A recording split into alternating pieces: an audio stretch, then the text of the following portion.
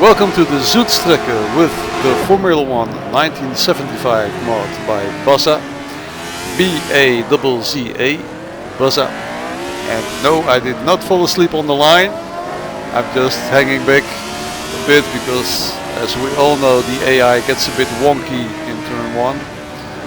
And we're also having a big jump right after that, so I'm expecting all AI hell to break loose there. Just hanging back, here comes the jump, and it wasn't actually all that bad, only 2 cars went off, 1, 2 on the right side there. So this is the Sudstrecke, so we can see a car fishtailing there on the cold tires.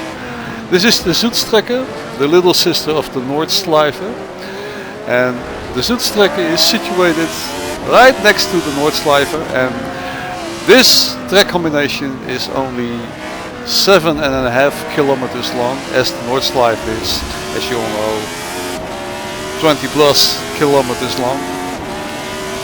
I also recently found this mod, the 1975 mod for Assetto Corsa by Bazza, and since I like both very much, I thought, well, we're gonna do a video with it, combining the two. And as you can see, it's a beautiful track made by F3 Classic Tracks, Sergio Loro. Sergio Loro is also responsible for a lot of Grand Prix Legend tracks, as I saw.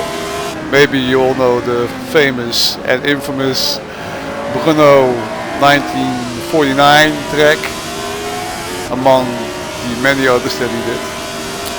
And he certainly delivered on this track. As you can see, it's a beautiful track. I never was on the Südstrecke, but I think it captures the atmosphere very well if we consider the Nordschleife. The vegetation and the overall atmosphere of nature is very well represented, just like the Nordschleife. So that's very well done. And not only did he capture the atmosphere of the Nordschleife on the Südstrecke, he did it absolutely beautiful. You can see the road texture and the buildings, the trees, the dirt on the road.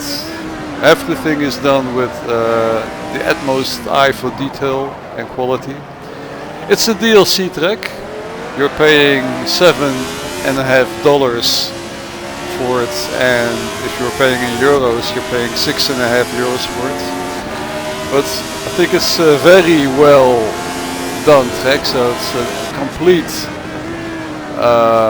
value for money deal.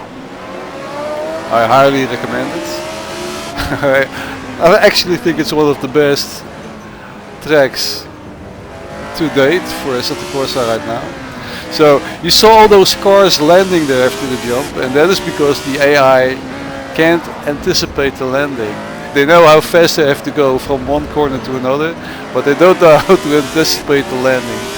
So that sort of sucks, because if you want to have a good AI race, and you see all the cars bouncing left and right after their jump, it sort of kills the immersion of the race, but that's how it is. Maybe it goes better with other cars, but with this mod, that jump doesn't work all that good. So. Going back to the track itself, the upcoming corner is a very quick left-hander that tightens in the middle, so you have to do a slight lift of the throttle to prevent the inside wheel from spinning.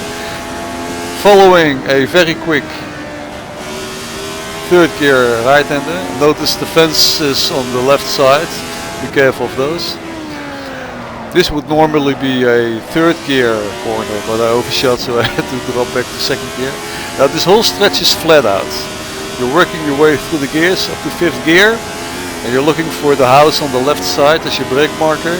Comes now, brake, cut the corner a little bit. Now comes a very quick chicane. Also cutting the apexes. There you brake hard back to second gear. Stay on the inside of the right. apex and then stay on the inside of the left apex. You're estimating your acceleration point.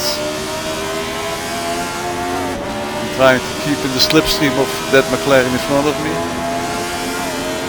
I think we're on the same wing setting. So now we're gonna play chicken. Who dares to brake later? Just stays ahead on the right side. I'm gonna try to cut back, but he shuts the door on me, so the old cutback didn't work. Back on the main course, over the start finish line onto turn 1. I brake at the third telegraph pole, that's my brake marker. All the way back to second gear, now preparing myself for the big jump. You can suspect the McLaren to start flying there, as he does. So I'm passing 1, 2 cars, almost 3. That car in front of me also spun. I could see the dirt on his tires. But he doesn't want to let me pass. Cutting the track there a little bit. So this is tank slipper area. You have to really balance the car before turning in.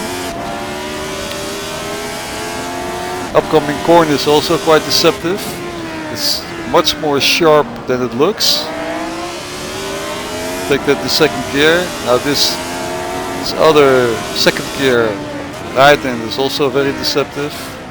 Also much sharper than it actually looks. Now comes the corner that we previously spoke about, that tightens in the middle.